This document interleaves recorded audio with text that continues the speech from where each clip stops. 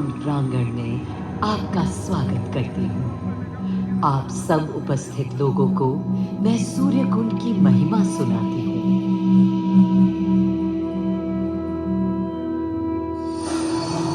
भारत की मिट्टी अनेकों दिव्य आत्माओं की जन्मस्थली है, पर आज मैं आपको कथा सुनाऊंगी भगवान विष्णु के उस अवतार की, जिनके अवतरण से मैं पावन हो गई सदा सदा के लिए। माँ कौशल्या की गोद में जन्म लिया मर्यादा पुरुषोत्तम श्री राम ने अधर्म के नाश के लिए, धर्म की विजय के लिए 14 वर्ष के वनवास पर जाना पड़ा। हर्ष था चहुओं और उल्लास था हर दिशा में।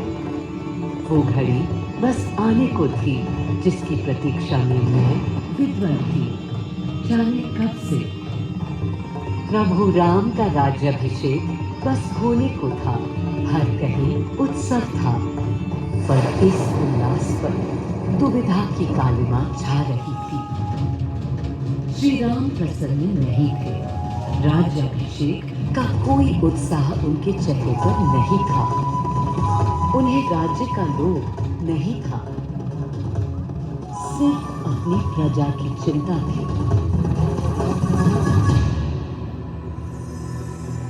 सबके मन में एक ही प्रश्न था, कौन हल कर सकेगा श्री राम की इस दुविधा को, मिटा सकेगा श्री राम जो स्वयं सशरीर धरती पर पधारेंगे, श्री राम को राम राज्य समझाने।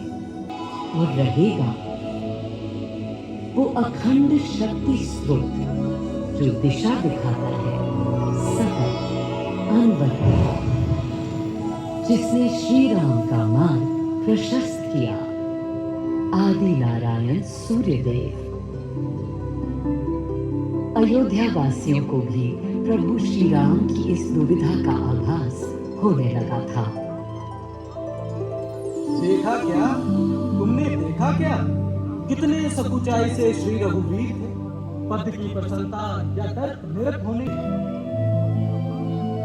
वे तो थे अधीर ही, हाँ थोड़े गंभीर थे। सौम्य मुखमंडल पर निर्बलों की पीड़ा थी, दीन असहाय वंचितों का दर्द था। उनके लिए मुकुट अथवा राज सिंहासन वैभव का लोभ नहीं। श्री राम ने स्वयं सूर्यदेव का स्मरण किया। श्री राम सूर्यदेव का आह्वान करने लगे। क्लांत मन से उन्होंने अपने पितामह को याद, वंश के लिए, धर्म के लिए, शांति के लिए, इसी परामर्श के लिए अंतर्मन से उन्होंने सूर्यदेव को पुकारा।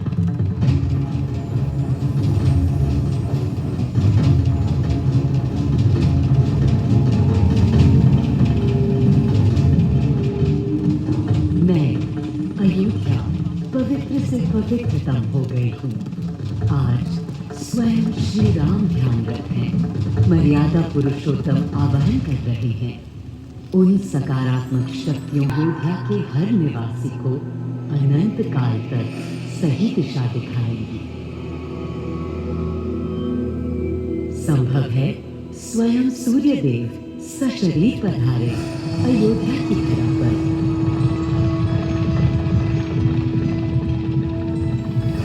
और देखो, श्री सूर्यदेव आने को हैं।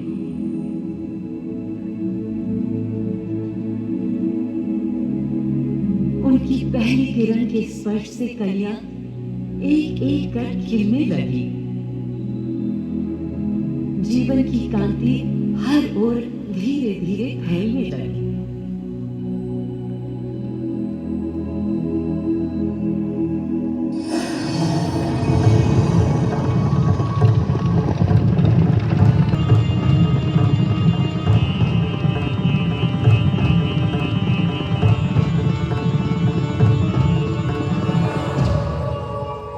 कितना अनोखा दिन है। स्वयं सशरीर अपने अलौकिक स्वरूप में पधारे हैं श्री सूर्यदेव नारायण। और उनके अधीर मन के संशय मिटाने को। अधीर है या गंभीर है, मैं जानता हूं क्या उनकी पीड़ है।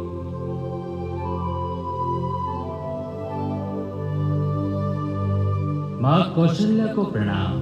कहाँ है राम? अरे भूलूं ये बात कि कौन बड़ा है। आज्ञा हो तो आपके चरण छूटें। अरे नहीं नहीं, ये क्या करते हैं आदि पुरुष? ऐसा अनुग्रह सर्वथा अनुचित है। राम वंशज हैं आपके, क्यों पाप का भागीदारी बनाते हैं पितामह? पितामह पितामह होंगे हम ब्रह्मलोक, अब धरती पर जनलोक में आ गए। सूर्यदेव के आगमन पर माँ कौशल्या उन्हें मिली और विनती की कि हे देव, मेरे पुत्र की दुविधा दूर करें, उन्हें राह दिखाएं ताकि अयोध्या का, पूरे भारत का भविष्य निर्धारित हो सके। आपकी जब पहली किरणें आती हैं तब गोचारण होता है, चिड़ियां गाती हैं, लेकिन इन दिनों कितनी उदास है। कारण है उनके राम की एकाग्र साधना और सुदीर्घ उपवास। सिंहासन की ओर चरण धरना नहीं चाहते, धारण नहीं करना चाहते हैं मुकुट। कोई बात नहीं, राज्याभिषेक के बाद राज्य जो भी चलाए, राम राज उसका ही तो कहलाएगा। मैं आ चुका हूं तपस्वी राम। मनस्वी राम, अपने नेत्र खोलो।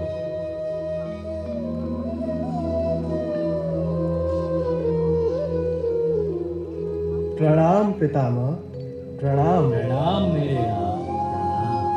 पितामह, राम राज्य क्या है? राम स्वयं पूछ रहे हैं कि राम राज्य क्या है। पुनर्ता नया प्रश्न है। अभी तो आप कह रहे थे जो भी मैं चलाएगा। कह रहा था। लेकिन अब आप बताइए क्या विधान है?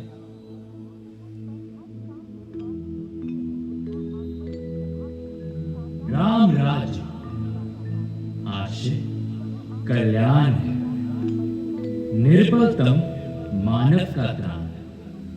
भय हो ना भीति, मुख्य राम राजनीति, जन जन की प्रीति हो। लोक संरक्षण हो, सबका आभास हो, परमानंद प्राप्ति हेतु मंगल उद्भास हो। प्रेम परम तत्व हो, सब में समत्व हो। दैहिक दैविक या भौतिक संतापों की औषधि अचूक राम बाण है। राम राज्य आशय कल्याण है, निर्बलतम मान आस्था का घनत्व, वैभव विशाल, मेघ करे वर्षा और सदा ही सुकाल। दिशाएं सब मस्त, जनपद ये स्वस्थ, उपद्रव ना हो और ना कोई आतंक हो। कोई नहीं रंग हो, सुख ही सुख निशंक हो। प्रेम योग धर्म मूल प्राण, राम राज आशय कल्याण। इस मुकुट को राम के साथ सदा उपस्थित होने का बना देगा।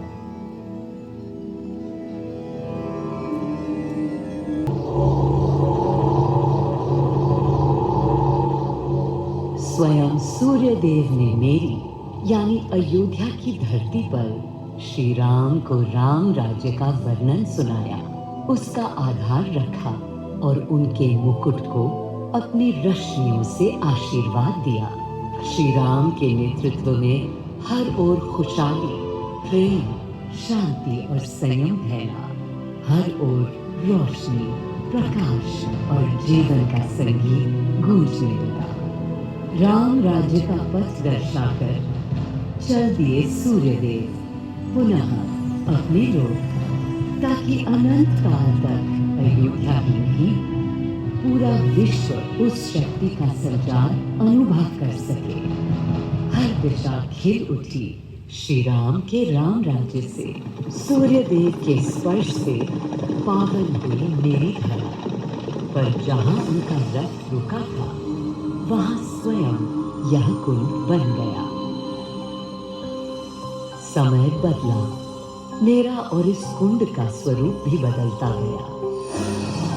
स्कंद पुराण के अनुसार यह स्थल घोषात तीर्थ के नाम से भी जाना जाता है। जब प्रतापी राजा घोष यहाँ आए और उन्होंने ऋषियों को यहाँ स्नान करते देखा तो स्वयं भी किया, जिसके बाद उनका शरीर दिव्य, निरोगी और अलौकिक हो गया।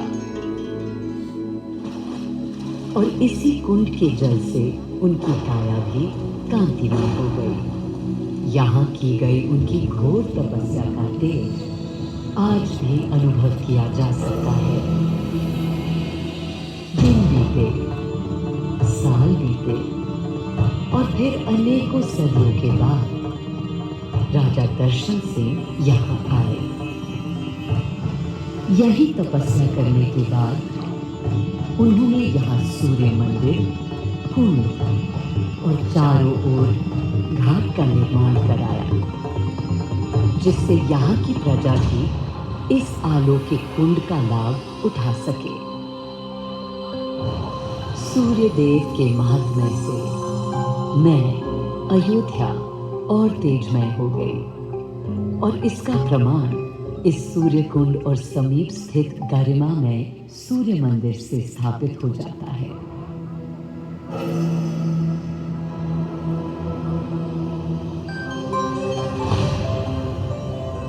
मैं अयोध्या इस हर्ष से फूली नहीं समाती कि मेरी ही धरती पर राम राज्य की आधारशिला रखी गई।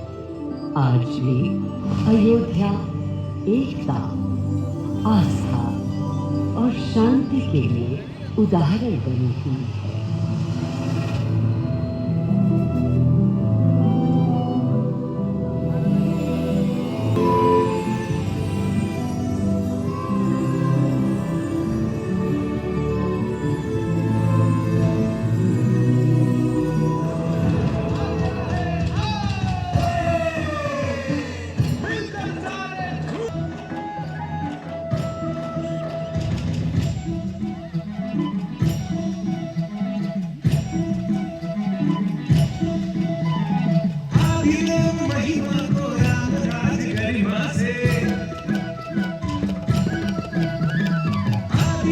महिमा को राम राज गरिमा से अपना लो चितला।